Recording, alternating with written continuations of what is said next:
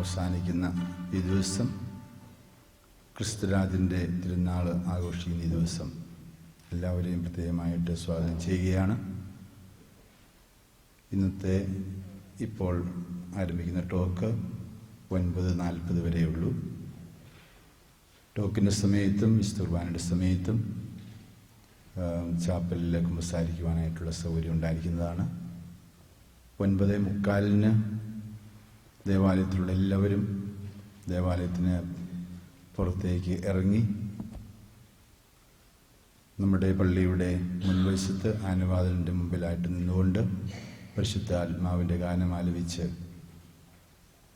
വിശ്വാസ പ്രമാണം ഏറ്റുചൊല്ലി പരിശുദ്ധ പിതാവിൻ്റെ നിയോഗാർത്ഥം ഒരു സ്വർഗസ്നായ പിതാവേയും നന്മർജനമേയും തൃത്വസ്തുതിയും ചൊല്ലി അനുതാപൂർവം ദേവാലയത്തിൻ്റെ പ്രധാന കവാടത്തിലൂടെ 2 പ്രധാന കവാടങ്ങളിലൂടെയും നമ്മളുടെ ദേവാലയത്തിൽ ആഘോഷമായി പ്രവേശിച്ചതിന് ശേഷമായിരിക്കും പരിശുദ്ധ കുർബാന. പരിശുദ്ധ കുർബാനയുടെ തീർന്നു കഴിഞ്ഞിട്ട്, അത്യാവശ്യം അനൗൺസ്മെൻ്റ് കഴിഞ്ഞിട്ട് ഉടനെ തന്നെ പരിശുദ്ധ കുർബാനയുടെ ആഘോഷമായ പ്രദക്ഷിണം നമ്മുടെ ദേവാലയത്തിൻ്റെ അകത്തൂടെ നടത്തുന്നതാണ്. ഈ തിരുക്കർമ്മങ്ങളിലേക്ക് പ്രത്യേകമായിട്ട് എല്ലാവരും പ്രാർത്ഥനാപൂർവം വിശ്വാസപൂർവം നമ്മൾ ദേവാലയത്തിന് പുറത്തിറങ്ങി പ്രവേശിക്കുമ്പോഴും ആ ഒരു നിയോഗാർത്ഥം നമുക്ക് പൂർണ്ണതൻ്റെ വിമോചനം ലഭിക്കുന്ന ഈ ദിവസം ഏറ്റവും വിശ്വാസപൂർവം ഭക്തിയോടുകൂടെ അനുഗ്രഹപ്രദമാക്കണമെന്ന് ഓർമ്മിപ്പിക്കുകയാണ്. വെറുതെ ഒരു ചടങ്ങായിട്ട് തീർക്കരുത് എന്ന് അപേക്ഷിക്കുന്നു.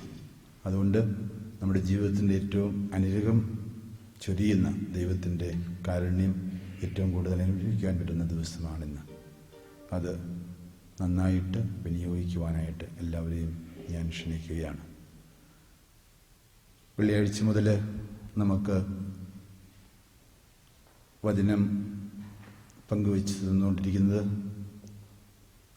ഏതാണ്ട് 1/4 നൂറ്റാണ്ടായിട്ട് വചന പ്രഘോഷണ രംഗത്ത് അൽമായരിലെ പ്രമുഖനായ ബ്രദർ തോമസ് പോളാണ്.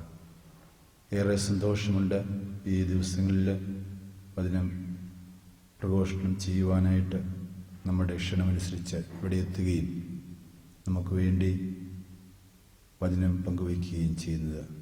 ഈ അവസരത്തിൽ ഞാൻ എല്ലാവരുടെയും പേരിൽ ഒരിക്കൽ കൂടി ബ്രദർ തോമസ് പോളിനെ ഇന്നത്തെ വചന പ്രഘോഷണത്തിനായിട്ട് പ്രത്യേകമായിട്ട് ക്ഷണിക്കുകയാണ്.